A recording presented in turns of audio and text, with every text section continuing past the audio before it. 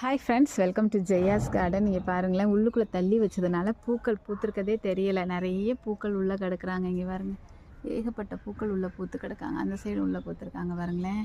இப்போ தற்செயலாக இதை பார்த்துட்டு நான் இவளை உட்காந்து ரசிச்சிட்ருக்கேன்.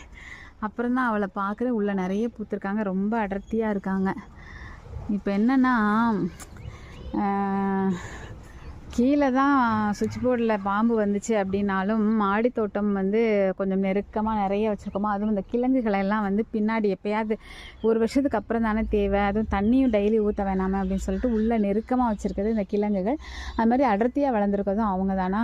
ஸோ அது வந்து கொஞ்சம் எனக்கு வந்து ஒரு விதமான டென்ஷன் ஆக்கிடுச்சு என்னைய. இப்போ வந்து சரி, இவ்வளோ நெருக்கமாக வச்சுட்டோமே, இப்போ மே வரைக்கும் இப்படி தான் இருக்கும். ஏன்னா மேலே தான் நம்ம வந்து பெயிண்ட் பண்ண போகிறோம். அது வரைக்கும் இப்படியே இருக்குது. ஏன்னா அந்த பாம்பு வந்து காணாமல் போயிடுச்சு பார்த்தீங்களா. பார்த்துக்கிட்டே தான் இருந்திருக்கும் கண்ணு முன்னாடி. ஆனால் தீயணைப்பு படையினர் வந்தப்போ கூட அதை வந்து அவங்களால கண்டுபிடிக்க முடியலை.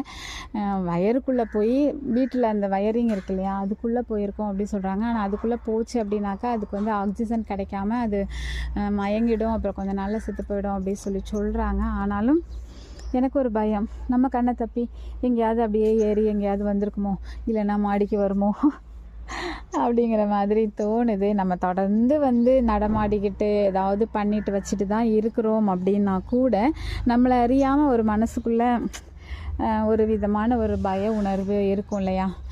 அது வந்து எனக்கு இருக்குது. இப்போ பார்த்தீங்க அப்படின்னாக்கா இந்த சைடு இன்சுலின் பிளான்ட்லாம் ரொம்ப அடர்த்தியாக வளர்ந்துருக்குங்க. இப்போ வந்து என்னென்னா, இப்போதைக்கு இது எதையுமே நம்ம திரும்ப வந்து எடுத்து கூட்ட மாட்டோம். ஏன்னா இப்போ தான் அவ்வளோத்தையும் எடுத்து இந்த ஆஃப் இயர்லி லீவில் கூட்டி முடிச்சிருக்கேன். இனி அடுத்து நம்ம வந்து மேலே தான் எடுப்போம். அப்போ எடுக்கும்போது அவ்வளோத்தையும் நம்ம வந்து இது பண்ணிவிடுவோம், பெயிண்ட் பண்ணிடுவோம். அது வரைக்கும் இது இப்படியே தான் இருக்குமோ. அதனால் கொஞ்சம் எனக்கு ஒரு மாதிரி டென்ஷனாகவே இருக்குது. ஆனாலும் சரி, உங்கள்கிட்ட ஷேர் பண்ணணும்னு தோணுச்சு.